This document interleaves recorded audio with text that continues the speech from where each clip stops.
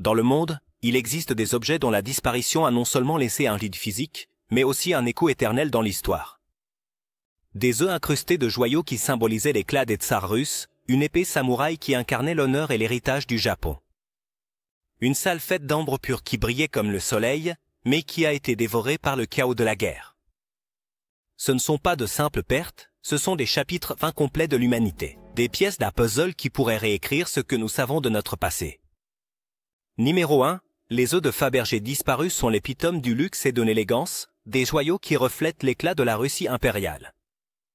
Conçus par le maître Karl Fabergé à la fin du XIXe siècle, ces œufs uniques étaient des cadeaux exclusifs pour les tsars et leurs familles. Décorés de métaux précieux et de pierres inestimables, ils contenaient à l'intérieur des surprises élaborées, telles que des miniatures ou des mécanismes délicats. Au total, 50 exemplaires ont été fabriqués, chacun représentant un prodige de créativité et d'art. Cependant, le destin de ces trésors a changé radicalement avec la révolution russe de 1917. Au milieu du chaos et de la chute de la monarchie, 8 des œufs ont disparu sans laisser de traces. Certains des autres survivants ont été vendus aux enchères à des collectionneurs privés, tandis que d'autres se trouvent dans des musées. Mais ces 8 œufs perdus sont une énigme qui intrigue les experts et les historiens depuis des décennies. Les théories sur leur emplacement sont nombreuses.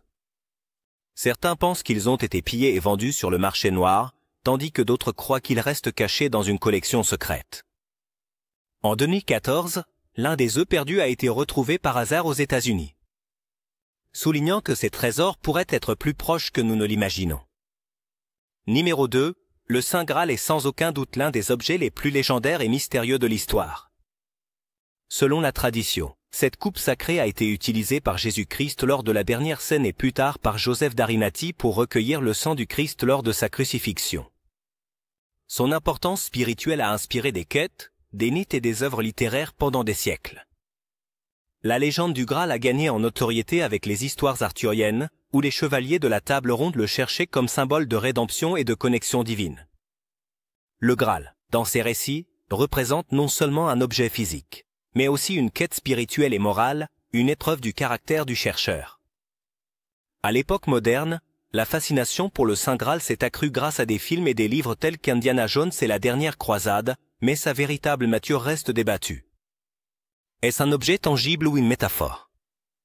Certains pensent qu'il est caché dans des monastères isolés, tandis que d'autres pensent qu'il n'a jamais existé physiquement. Le Saint Graal reste un mystère qui mêle religion, histoire et fantaisie. Sa quête symbolise l'aspiration éternelle de l'humanité à trouver quelque chose de supérieur, quelque chose qui transcende le matériel et se connecte au divin. Cette coupe, qu'elle soit réelle ou non, continue d'inspirer des générations dans leur quête de l'inaccessible. Sera-t-il un jour retrouvé? Peut-être que la véritable valeur du Graal réside dans la quête elle-même. Numéro 3. L'épée Masanin. C'est l'une des épées les plus emblématiques de l'histoire japonaise, symbole d'honneur et de maîtrise. Créée par le légendaire maître forgeron Goro Masanun au XIIIe siècle, cette katana est l'épitome de la perfection artisanale. Ses lignes élégantes, son tranchant implacable et sa réputation en ont fait un trésor national, tant pour sa signification culturelle que pour sa beauté incomparable. Pendant des siècles, cette épée a été transmise entre les shoguns du Japon, représentant la force et la légitimité de ses porteurs. C'était plus qu'une arme, c'était une insigne de pouvoir et de respect. Mais son histoire a pris un tournant tragique après la Seconde Guerre mondiale, lorsque le Japon, vaincu, a été contraint de remettre de nombreuses épées à l'armée américaine. Au milieu de cette confusion, la Masamune a disparu. Les théories sur son destin sont multiples. Certains croient qu'un soldat américain l'a emporté avec lui comme un simple souvenir, ignorant sa valeur historique immense. D'autres suggèrent qu'elle a été détruite, une perte irréparable pour la culture japonaise. Cependant, l'espoir persiste que l'épée soit cachée quelque part, attendant d'être redécouverte. Le mystère de la Masamune est un rappel de la fragilité des artefacts historiques en temps de conflit. Numéro 4. Trésor volé du Musée national d'Irak. Dans le chaos de l'invasion de l'Irak en 2003, l'un des épisodes les plus sombres pour le patrimoine culturel a été le pillage du Musée national d'Irak. Ce musée abritait une collection incomparable d'artefacts de plus de 5000 ans, témoins des premières civilisations humaines. Cependant, pendant le conflit, plus de 137 000 pièces ont été volées, un coût dévastateur pour l'histoire mondiale. Parmi les objets disparus, il y avait des tablettes cunéiformes, des bijoux sumériens, des sculptures babyloniennes et des sceaux cylindriques qui racontaient l'histoire de l'humanité. Certains de ces trésors sont réapparus sur les marchés noirs et dans les musées étrangers, tandis que d'autres restent perdus. Les campagnes internationales ont permis de récupérer environ 4 500 pièces, mais la majorité est toujours manquante. Ce pillage, considéré comme un crime contre l'humanité, souligne l'importance de protéger le patrimoine culturel en temps de guerre. Interpol et d'autres organisations travaillent sans relâche pour traquer les objets, mais le processus est lent et compliqué. Pendant ce temps, les pièces manquantes sont un rappel de la façon dont l'art et l'histoire peuvent être victimes de la cupidité et de la négligence. Le Musée national d'Irak a rouvert ses portes, mais les vitrines vides parlent d'un passé irréparable. La perte de ces trésors est une tragédie pour toute l'humanité, un rappel de ce qui est en jeu lorsque le patrimoine culturel est laissé sans protection. Numéro 5. Tête d'un faune. La sculpture en marbre connue sous le nom de tête de faune est une œuvre entourée de mystères et de doutes sur son sort. Cette pièce est attribuée au jeune Michel-Ange, qui, selon les récits, l'aurait sculptée à 15 ou 16 ans comme une copie créative d'une œuvre ancienne, mais avec ses propres modifications. Bien qu'elle ne soit pas considérée comme l'une de ses œuvres les plus emblématiques, elle témoigne de son génie précoce et de sa capacité à capturer magistralement les détails anatomiques. La trace de la sculpture se perd dans un moment donné du XVIIe siècle. Selon les documents historiques, il se trouvait peut-être à la Galerie des Offices à Florence vers 1860, avant d'être transféré au Musée national du Bargello en 1865. Cependant, pendant la Seconde Guerre mondiale, son sort devient incertain. Certains pensent qu'elle a été volée pendant le conflit, tandis que d'autres soutiennent que la pièce disparue pourrait ne pas être l'original. Le mystère se complique car il n'existe pas de description détaillée permettant de vérifier son authenticité. Si la tête de faune de Michel-Ange existe encore, elle pourrait être entre les mains d'un collectionneur privé, cachée quelque part dans le monde, voire détruite. Le manque de preuves laisse les experts avec plus de questions que de réponses. Cette œuvre perdue représente non seulement le génie d'un jeune artiste, mais aussi la fragilité de l'art en temps de conflit. Alors que le monde continue de chercher la tête d'un faune, son histoire reste un rappel de la valeur inestimable de la préservation de notre patrimoine culturel. Numéro 6. La chambre d'ambre. Une salle éblouissante construite avec des panneaux d'ambre, de la feuille d'or et des miroirs, est l'une des merveilles les plus fascinantes de l'histoire de l'art.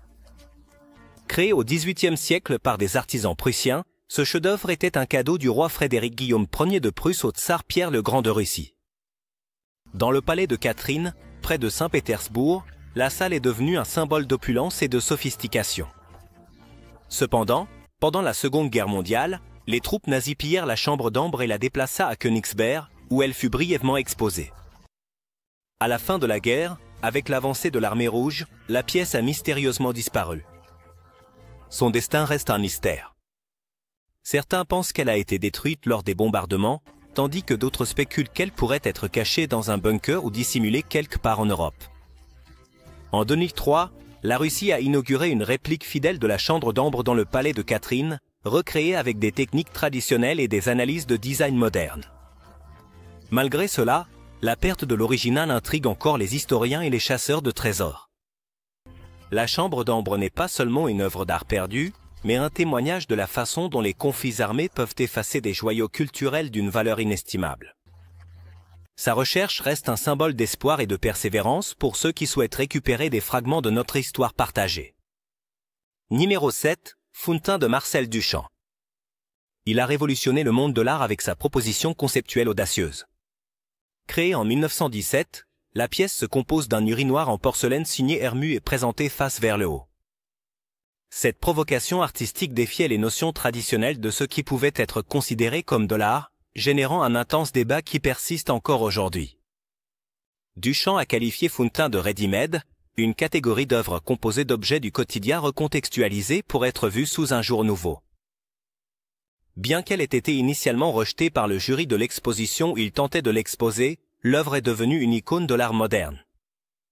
Son message était que l'art ne réside pas seulement dans l'objet, mais dans l'intention et la perspective de l'artiste. Le destin de l'original de Fountain est incertain.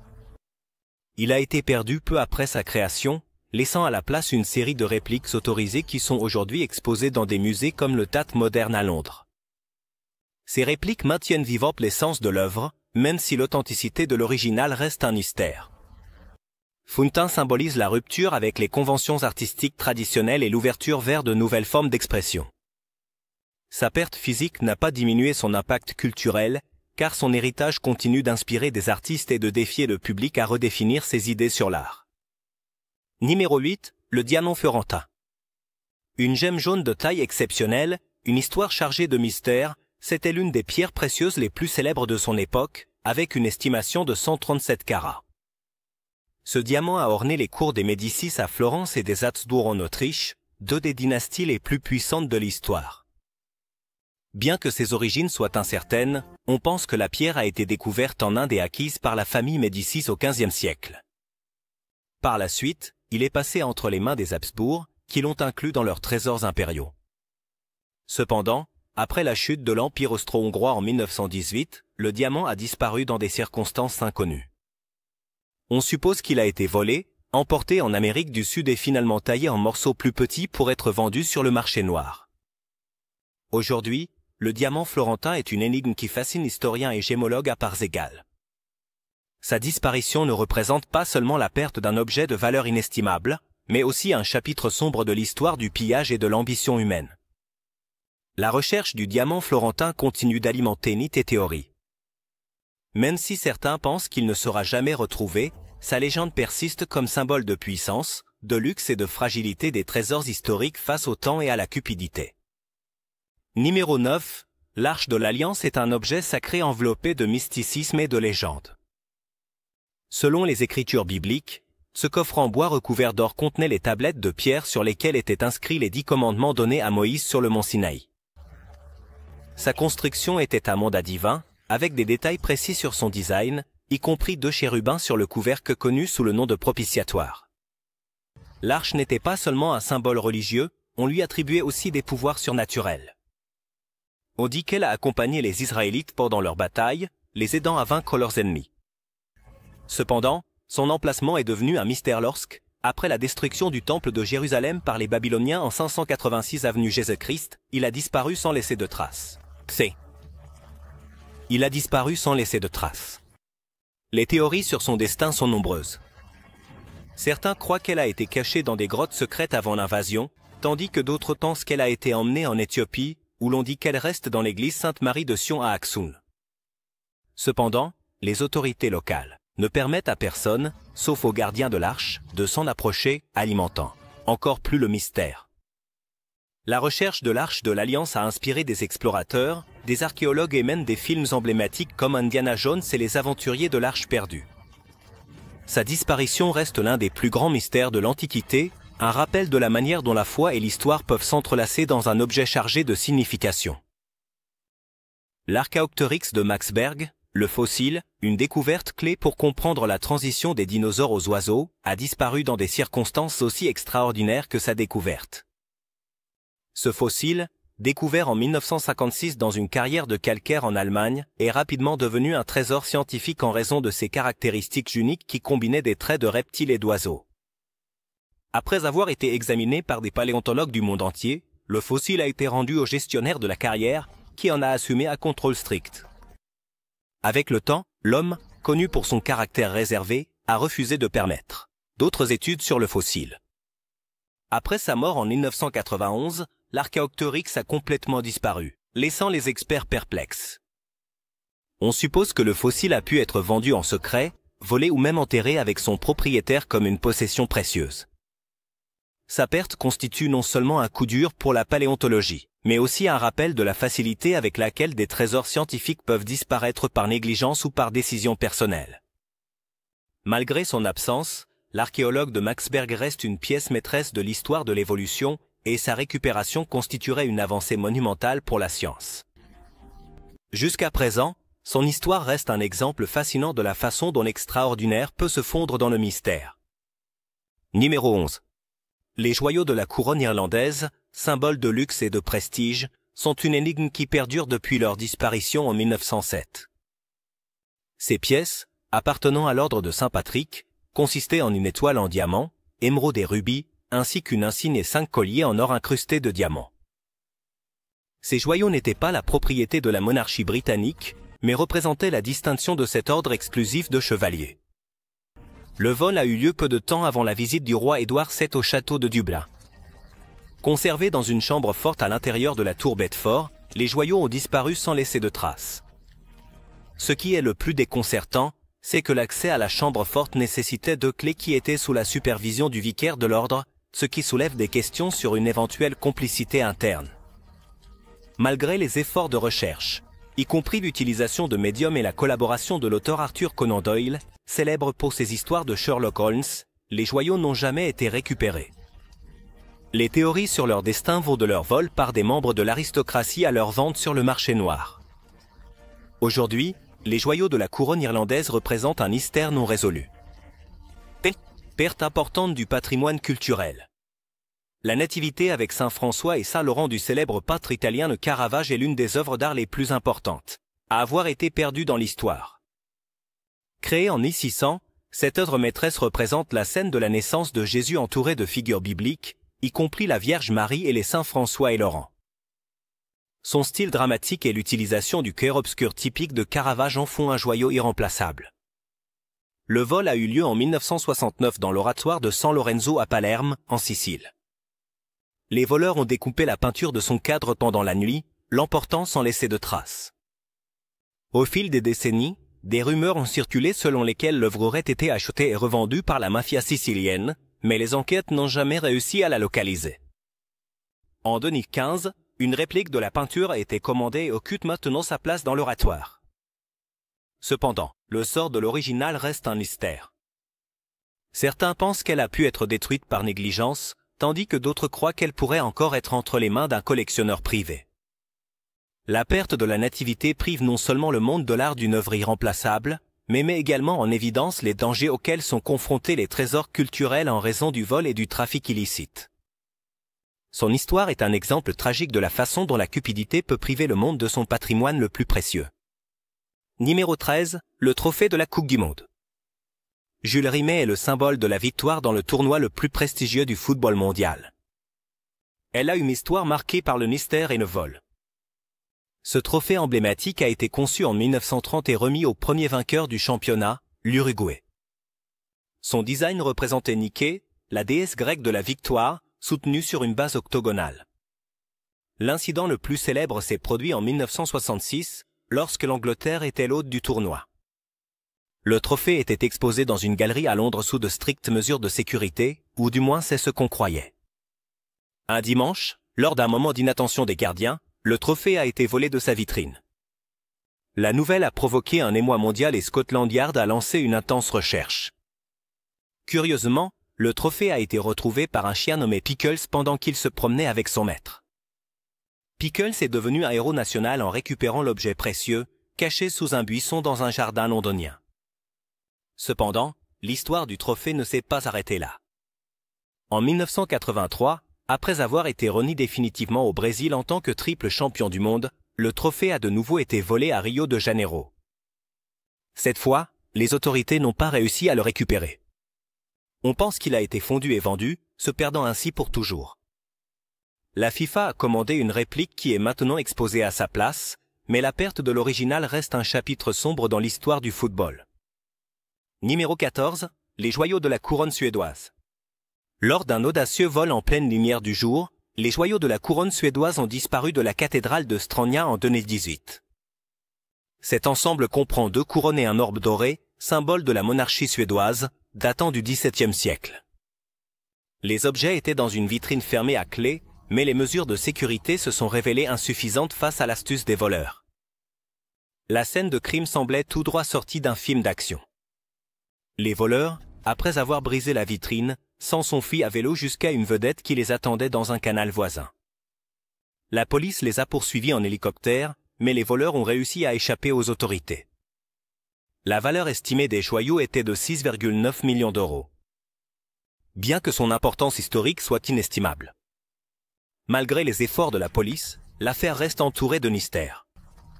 Un suspect a été arrêté lorsque son ADN a été retrouvé sur les bijoux récupérés ultérieurement, mais le reste du butin n'a pas encore été localisé. Ce vol n'était pas le premier du genre en Suède, où des incidents similaires ont été signalés les années précédentes. Les joyaux de la couronne suédoise représentent non seulement l'héritage de la royauté, mais aussi la fragilité des trésors historiques face à des actes de cupidité. Sa disparition a laissé un vide tant dans l'histoire que dans l'imaginaire collectif, mais elle a aussi montré la nécessité de protéger notre patrimoine avec plus de rigueur. Numéro 15, le sarcophage de Mizrino. Un trésor inestimable de l'ancienne civilisation égyptienne, représente une perte tragique dans l'histoire du patrimoine archéologique. Cet imposant artefacté, fabriqué en pierre et richement décoré, a été construit pour abriter les restes du pharaon Mezrin, qui a régné sur l'Égypte durant la 4e dynastie, vers 2500 avant Jésus-Christ. À l'origine situé dans la 3e pyramide de Gizeh, le sarcophage symbolisait la grandeur et la sophistication de la culture égyptienne. Cependant, son destin a pris un tournant inattendu au XIXe siècle, lorsque des explorateurs européens ont commencé à redécouvrir et à transporter des artefacts égyptiens à l'étranger. Howard Weiss, un militaire britannique avec une penchant pour l'utilisation d'explosifs pour accéder à des monuments anciens, a extrait le sarcophage de la pyramide dans le but de l'envoyer en Angleterre pour exposition. Le sarcophage a été soigneusement emballé et chargé sur un bateau nommé Béatrice, qui est parti vers l'Europe. Tragiquement, le Béatrice n'est jamais arrivé à destination. Le bateau a fait naufrage dans les eaux de la Méditerranée, emportant avec lui le sarcophage et d'autres trésors historiques. Malgré de multiples tentatives pour localiser l'épave, à ce jour, aucun reste de la cargaison n'a été trouvé. Numéro 16, la bibliothèque perdue des tsars de Moscou. Également connue sous le nom de bibliothèque dorée, c'est l'une des légendes les plus intrigantes de l'histoire russe.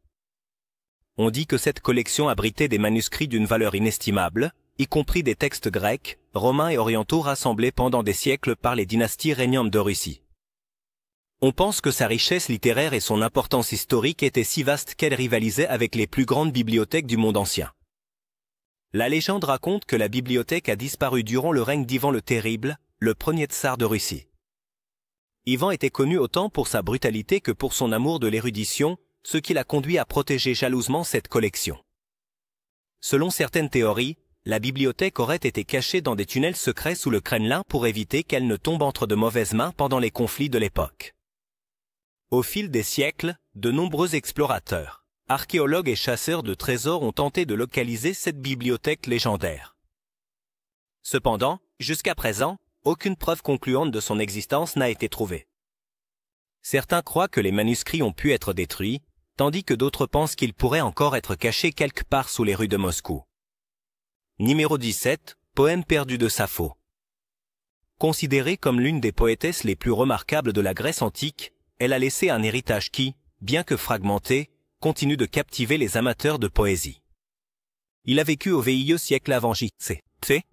Sur l'île de Lesbos, elle était célèbre pour sa capacité à exprimer des émotions humaines complexes avec une profondeur et une beauté incomparables. Ses poèmes, qui exploraient des thèmes comme l'amour, la perte et la passion, étaient célébrés dans toute la Hellade. Cependant, le temps n'a pas été clément avec son œuvre. Des quelques 9 recueils qu'il aurait écrits, seuls quelques poèmes complets et de nombreux fragments ont survécu. Ce phénomène, commun aux œuvres de l'Antiquité, a laissé aux historiens et aux philologues la tâche de reconstituer son héritage à partir de papyrus exhumés et de références dans des textes ultérieurs. Ces dernières années, la découverte de nouveaux fragments dans des papyrus anciens a ravivé l'intérêt pour Sappho une fois de plus. En 2014, 2 poèmes jusqu'alors inconnus ont été découverts dans un papyrus égyptien. Ces pièces ont éclairé des aspects personnels de sa vie, comme sa relation avec sa famille et sa vision de la mortalité.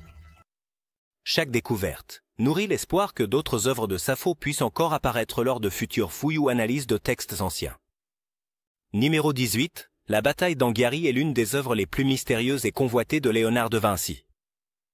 Créée en 1505, cette pièce monumentale a été commandée pour décorer la salle des 500 au Palazzo Vecchio de Florence. Elle représentait une bataille médiévale féroce entre les troupes de Milan et de Florence, avec un style dynamique et détaillé qui était considéré comme révolutionnaire pour l'époque. Cependant, l'œuvre a disparu peu après sa création. Selon les archives historiques, Léonard a expérimenté une technique innovante pour peindre directement sur le mur, mais les résultats ont été désastreux et la peinture a commencé à se détériorer rapidement. Par la suite, on pense qu'elle a été recouverte par une autre fresque réalisée par Giorgio Vasari, laissant l'œuvre originale cachée sous des couches de peinturée, de plâtre. Au fil des siècles, la bataille d'Anghiari a été l'objet d'une recherche acharnée de la part des historiens et des experts en art. Certains pensent qu'elle pourrait encore être intacte sous les couches ajoutées à la salle des 500, tandis que d'autres estiment qu'elle a pu être détruite. Les efforts modernes, y compris des analyses avec des technologies avancées comme des scanners infrarouges, ont donné des indices sur la possible existence de l'œuvre, mais sa récupération reste insaisissable. Numéro 19, vol au musée Isabella Stewart Gardner. C'est l'un des plus grands mystères de l'histoire de l'art. Dans la matinée du 18 mars 1990, 2 hommes déguisés en policiers sont entrés dans le musée et ont volé 13 œuvres d'art d'une valeur estimée à 500 millions de dollars. Parmi les pièces volées se trouvaient des chefs-d'œuvre de Vermeer, Rembrandt, Degas et Manet. Les voleurs ont trompé le personnel de sécurité, en affirmant qu'il répondait à un appel d'urgence. Une fois à l'intérieur, ils ont immobilisé les gardes et ont pris leur temps pour sélectionner soigneusement les œuvres. Dans un acte d'audace, ils ont même découpé certains toiles de leur cadre, laissant les structures vides comme un symbole de la perte. Malgré des enquêtes approfondies menées par le FBI, qui ont notamment appliqué la collaboration d'experts en art, de la mafia de Boston et une offre de récompense de 10 millions de dollars, les œuvres restent manquantes. Les théories sur le sort des œuvres vont de leur vente au marché noir à leur destruction. Pour éviter toute trace, le musée garde les cadres vides accrochés à ses murs comme un rappel de ce qui a été perdu. Déclaration d'espoir. Ce cas a inspiré des documentaires, des livres et des théories du complot, devenant un récit fascinant de crimes et de mystères dans le monde de l'art. Numéro 20, l'homme de Pékin. Un fossile d'Homo erectus découvert dans une grotte près de Pékin en 1923 représente l'une des découvertes les plus significatives dans l'étude de l'évolution humaine. Cet ensemble de restes fossiles a offert aux scientifiques un aperçu unique des premiers humains et de leur capacité à fabriquer des outils, à utiliser le feu et à s'organiser en communauté. Pendant la Seconde Guerre mondiale, en 1941, les fossiles ont été emballés et préparés pour être transférés aux États-Unis, afin de les protéger de l'avancée des troupes japonaises. Cependant, à un moment donné du transport, les restes ont mystérieusement disparu. Les théories sur leur destin varient, allant de leur destruction lors d'un bombardement à l'idée qu'ils seraient cachés dans un entrepôt oublié, voire enterrés dans un parking en Chine. Malgré la perte des fossiles originaux, des moules et des enregistrements détaillés des restes ont permis aux scientifiques de continuer à étudier l'homme de Pékin.